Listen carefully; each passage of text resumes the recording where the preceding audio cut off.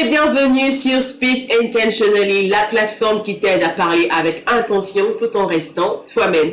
Alors, aujourd'hui, je reçois une personne extraordinaire. Je dirais, c'est une personne qui a prêté son image à des millions de personnes au travers des émissions télé et radio et tout récemment au travers des Moulema Gospel. Aujourd'hui, ensemble, nous allons découvrir ensemble comment parler lui, mais ce qui se cache dans les coulisses après que les lumières soient éteintes. Alors, on découvre juste après.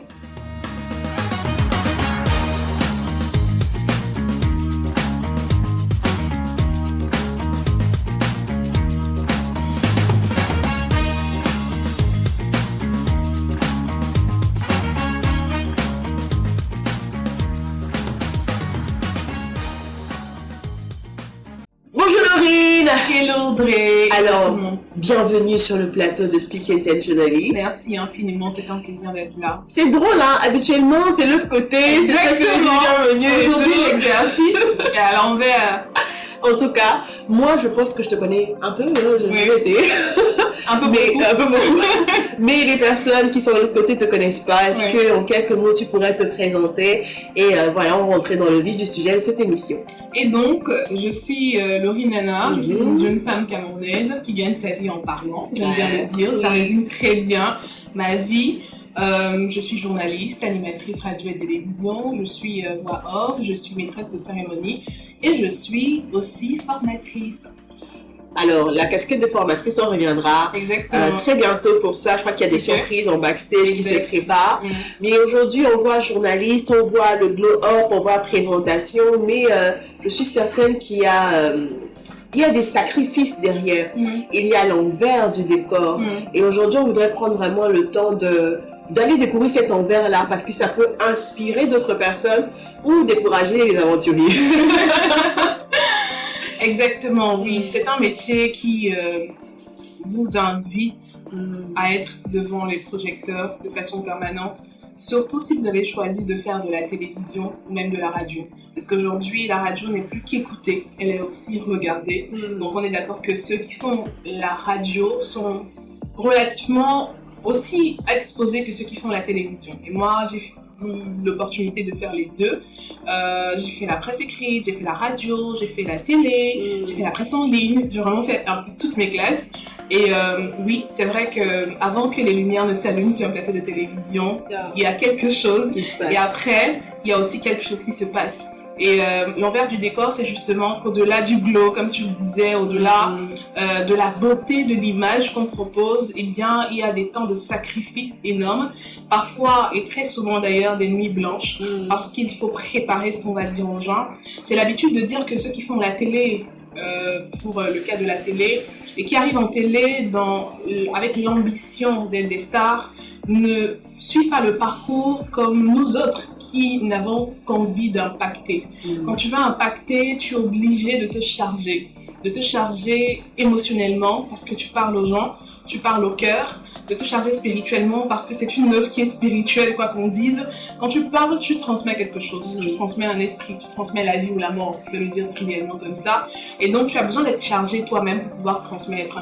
Et quand tu parles, tu dois édifier aussi les gens. Il y a des gens qui allument la télé le matin, le soir, I don't know, juste pour écouter ce que tu as à dire en fait, juste pour écouter ce qui vient de toi. Donc si tu n'es pas conscient de ça, tu ne prendras pas le temps de faire ce qu'il y a à faire avant de te mettre devant les projecteurs. Donc oui, effectivement, c'est une vie de sacrifice au quotidien. Parfois, ça travaille 7 jours sur 7.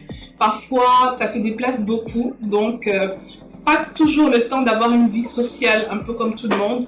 Pas toujours le temps de prendre soin de soi-même. En fait, nous, on se distrait, on se divertit en faisant notre métier. À ça. Et quand on entend, en fait, on a le côté responsabilisation qui rentre en jeu parce que forcément, t'es pas la première à faire ce métier.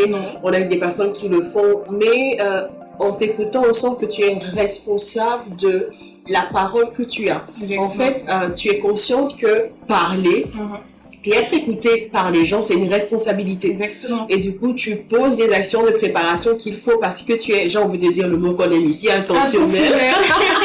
Parce que tu es intentionnel et tu le fais. Et j'ai envie de dire, avant de devenir ce visage qu'on a vu sur le 20h récemment encore au Moulema Gospel, vraiment très belle compétition. Merci aux organisateurs. Ouais, je profite de dire merci aux organisateurs encore une fois qui m'ont donné l'opportunité de m'exprimer sur cette grande scène. Quand on voit tout ça, on se dit waouh! Mais j'ai envie d'appuyer sur le forward. Même prière.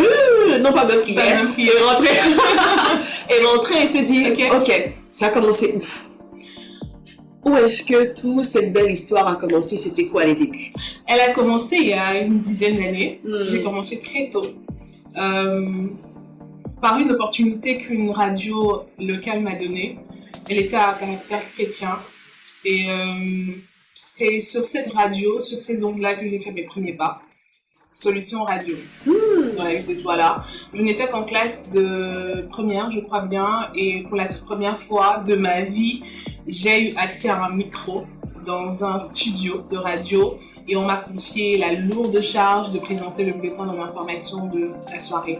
Alors le déclic est arrivé parce que, vous savez, dans les églises, pendant les vacances, il y a souvent des camps de vacances durant lesquels on propose diverses activités aux jeunes.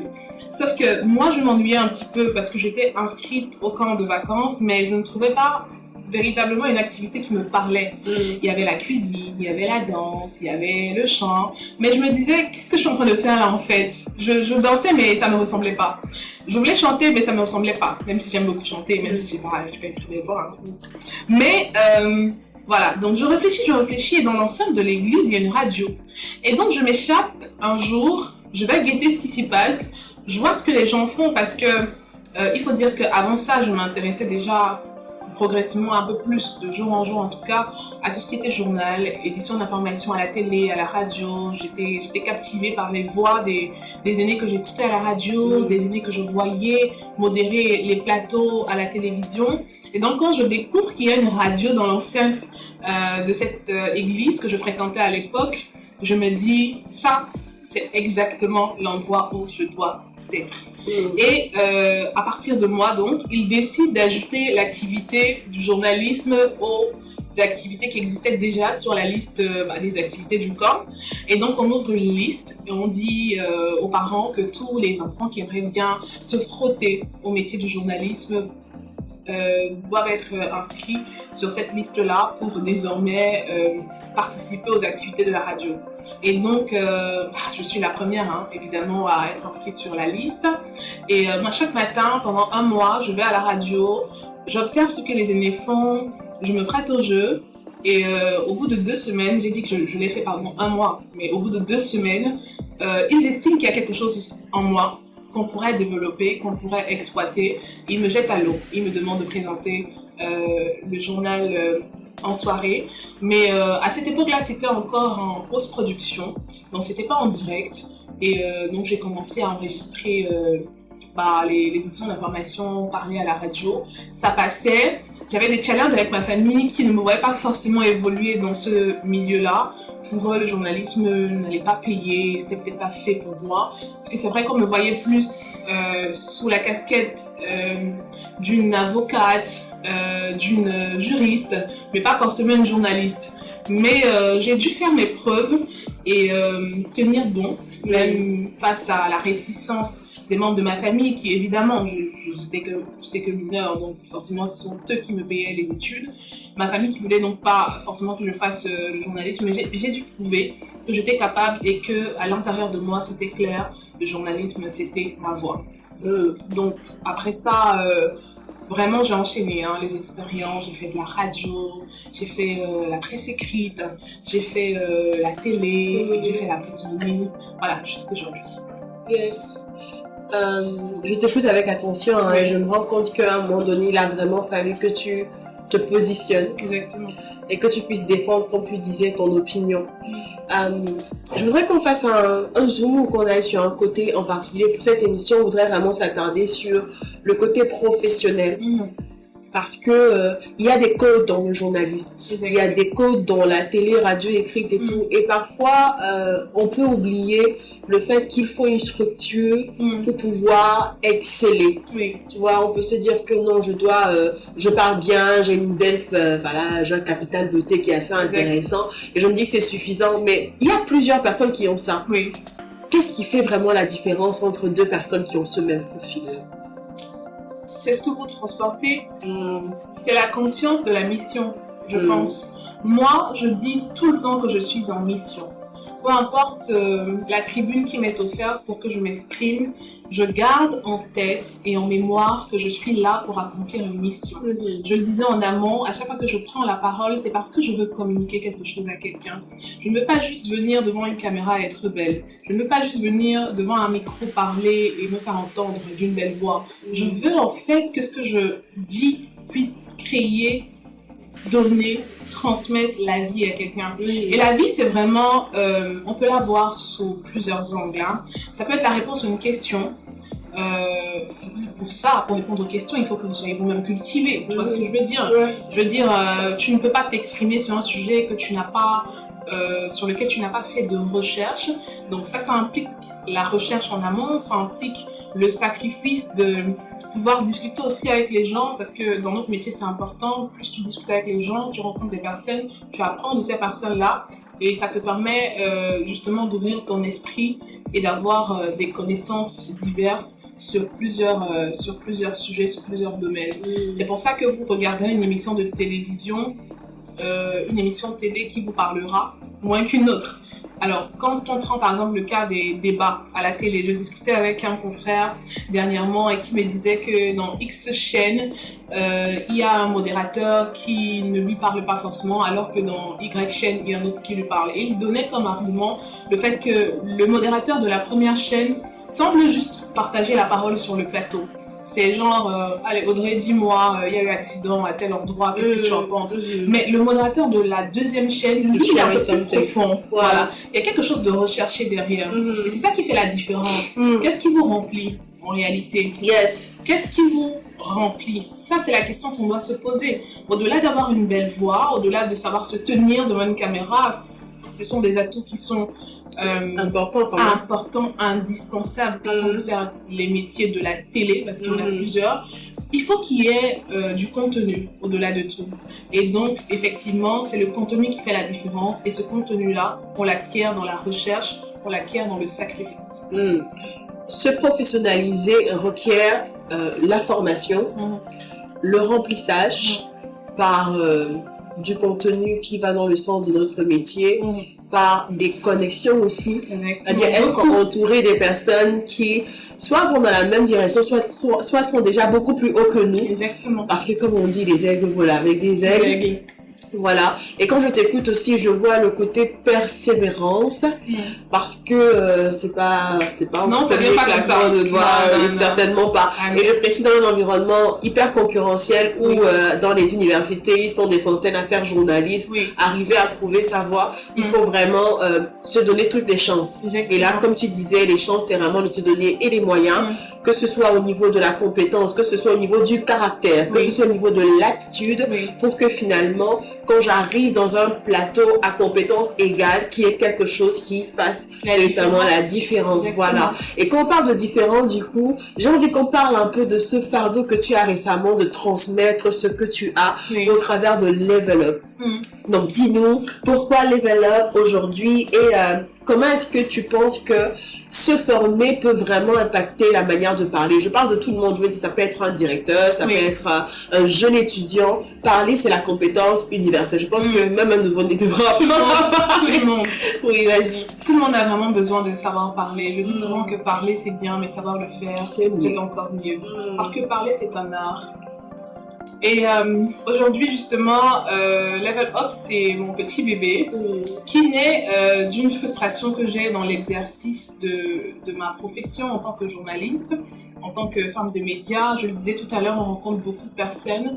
On va dans plusieurs environnements. Vraiment, on va aussi bien au marché qu'à la présidence. On va aussi bien en salle de sport que, je ne sais pas moi, à l'église. Donc, vous rencontrez plusieurs personnes dans plusieurs endroits avec beaucoup de problématiques.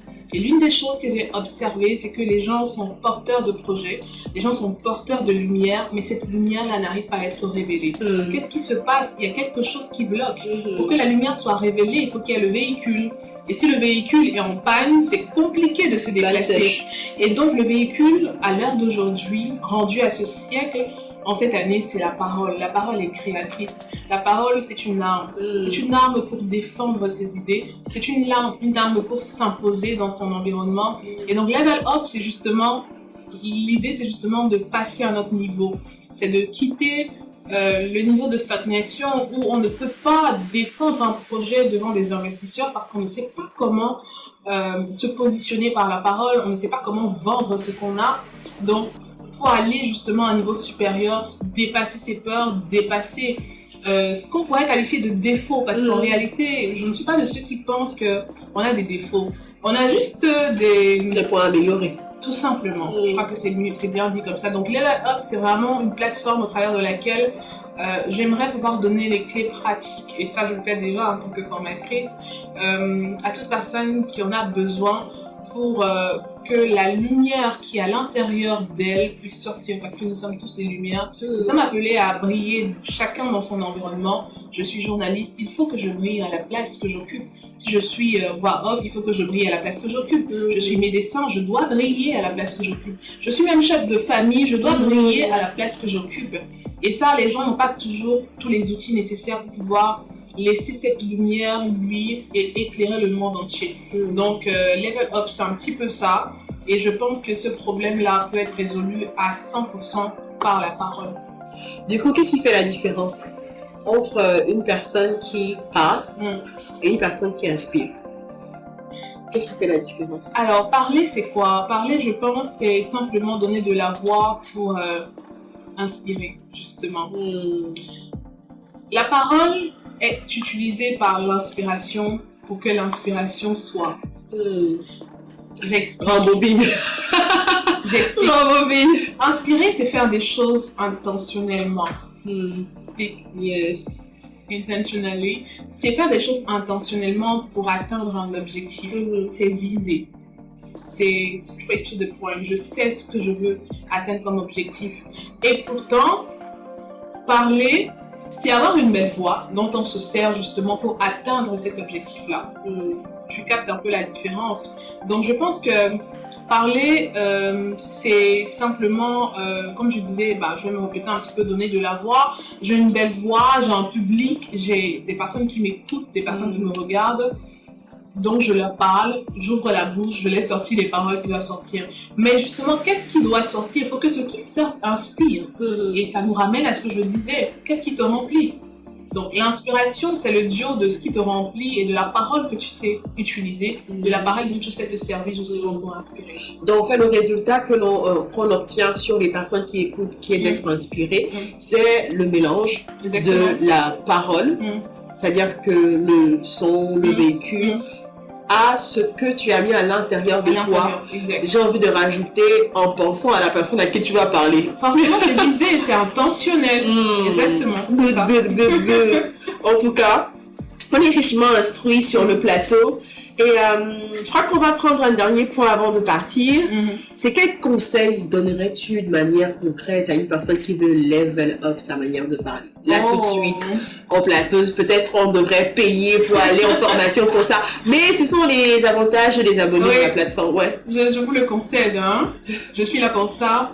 Alors, ce qui me vient à l'esprit comme ça, c'est qu'il faut déjà commencer par se dire que notre voix compte. C'est la première des choses. Vous savez, beaucoup de personnes sont bloquées parce qu'elles se disent: qui suis-je pour m'adresser aux gens? La légitimité. Ouais. Je ne suis pas journaliste, je ne suis pas Audrey, je ne suis pas telle, je ne suis pas Laurine, je ne suis pas Laurine si tu veux. Mais vous êtes vous en fait. Yes. Ok. Yes. Vous avez quelque chose à donner. Votre place, c'est au milieu des autres. Sinon, devant les autres. Yes. Pas pour dominer, pas pour se montrer, mais pour s'affirmer, pour partager, pour communiquer ce que vous avez. Donc ça commence par là. Il faut briser ces barrières, ces limitations psychologiques qui nous empêchent de pouvoir donner de la voix. First of all. Deuxième chose, il faut se préparer. Je regrette très souvent en tant que journaliste, quand je suis sur un plateau, que je reçois quelqu'un qui sait qu'il va venir sur un plateau, je lui pose des questions, il n'arrive même pas à te répondre. Pourquoi tu veux l'exposition si tu n'as rien à proposer aux gens? Il faut se préparer. J'ai rencontré beaucoup de personnes qui sont MC, qui prennent la parole. Je n'ai rien contre les MC, chacun fait son business très bien. Mais en tant que MC, tu dois prendre le temps de te préparer aussi. Quand tu vas dans un événement, il faut pouvoir connecter. Moi, c'est ce que j'appelle connecter. Connecter avec l'événement, connecter avec le type de public que tu vas rencontrer. On ne parle pas partout de la même manière. On parle selon le public. On s'adapte au public. On s'adapte à la circonstance. On va être corporate un jour, on va être un peu plus détendu un autre jour. On va faire des blagues à tel endroit, on va faire moins de blagues à tel autre endroit. Tout ça, c'est intentionnel. C'est pour ça que j'aime beaucoup cette plateforme. Parce que parler doit être intentionnel, communiquer doit être intentionnel. Donc, la deuxième des choses, c'est vraiment se préparer. La troisième des choses, ça c'est une petite astuce, c'est de briser le mythe de la peur du public. Beaucoup de personnes ont peur de regarder les autres dans les yeux, mais c'est un exercice qu'il faut faire. Regardez les gens dans les yeux, parlez-leur, vous leur parlez. Il faut que le regard, le contact avec le public se fasse pour que vous soyez à votre aise et que vous puissiez sortir. Voilà, vous puissiez transmettre tout ce que vous avez à transmettre. Beaucoup de personnes prennent la parole, tiennent le micro, mais n'arrivent pas à regarder les gens dans les yeux. Et ça, c'est parfois l'expression du manque de confiance en soi. Donc, ça nous ramène au quatrième point, travailler sa confiance en soi. C'est un peu lié au tout premier, j'ai ma place, j'ai quelque chose à apporter. Et en plus de ça, au niveau confiance en soi, quelle est la particularité que j'ai? Laurine sait exactement sur quel levier appuyer pour que chaque prise de parole soit mémorable. Moi, je le sais parce que j'ai travaillé dessus.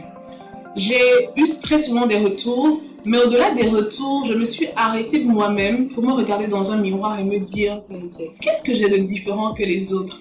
Qu'est-ce qui fait ma particularité? Parce que, évidemment, on a tous une particularité. Ça peut être ta voix, mais il faut que ta voix, tu la travailles tellement. Il faut que tu la travailles tellement que lorsqu'on regarde à gauche et à droite, on n'est qu'une seule envie, c'est appeler pour cet événement, c'est appeler pour ce plateau de télé, c'est appeler pour être, je ne sais pas, une chroniqueuse dans une radio. Il faut que ce soit intentionnel, je reviens encore dessus. Donc voilà les 4 astuces que je pourrais partager comme ça qui me viennent. En tout cas, on est richement instruits, voilà. Après, mettez les cœurs, mettez les pouces. Mettez les cœurs, mettez les pouces. Les influenceurs diraient partager le direct. Ah oui, partager le direct. Mais vraiment, merci. Merci vraiment. En fait, tu es un doux mélange de rigueur et d'humanité. Et nous sommes certains que, en écoutant ton histoire, on comprend que discipline est un facteur incontournable. C'est la base. Préparation est un élément qui fait partie de la transmission. Et le cœur est vraiment l'indispensable pour pouvoir penser aux autres. Est-ce que tu auras un mot pour la fin alors que nous terminons cette émission? Un mot pour la fin. Oui. Je voudrais dire à toutes les personnes qui nous regardent que tout est possible à celui qui croit, à celui qui travaille et à celui qui est passionné. Cette trilogie, ce trio, ça fonctionne toujours. Vous croyez en qui? Mon Dieu, je ne sais pas pour vous. Mais il faut croire en quelque chose. Il faut mettre sa foi quelque part. C'est la dimension spirituelle. Le travail, c'est la dimension physique. Il faut que vous plantiez une graine pour que de cette graine germe un arbre. On ne plante pas la graine de maïs pour récolter la tomate. Si tu plantes la discipline, tu récolteras le fruit de la discipline. Tu plantes le travail, tu récolteras le fruit du travail. Si tu es passionné, ça te permettra émotionnellement de résister. Parce que sur le parcours, il y a beaucoup d'embûches. Sur le parcours, il y a beaucoup d'obstacles. Mais qu'est-ce qui te fait continuer la course? C'est la passion. Elle attise cette hargne, cette volonté d'écrire une histoire. La passion te permet de résister face à l'adversité et de continuer même quand il n'y a pas de raison de continuer. Merci Laurine. Merci Audrey. Je suis certaine que vous aussi, à la maison, alors que vous regardez, vous avez été édifiés comme nous sur le plateau. Alors, restez connectés à nos différentes plateformes. On retient qu'il faut être intentionnel, tant dans le choix de sa profession, et une fois qu'on l'a fait, finalement devenir discipliné pour que le meilleur puisse en sortir. Voilà, c'est tout pour cette édition de Speak Intentionally, la plateforme qui t'aide à parler avec intention en restant toi-même. On se retrouve pour un prochain épisode.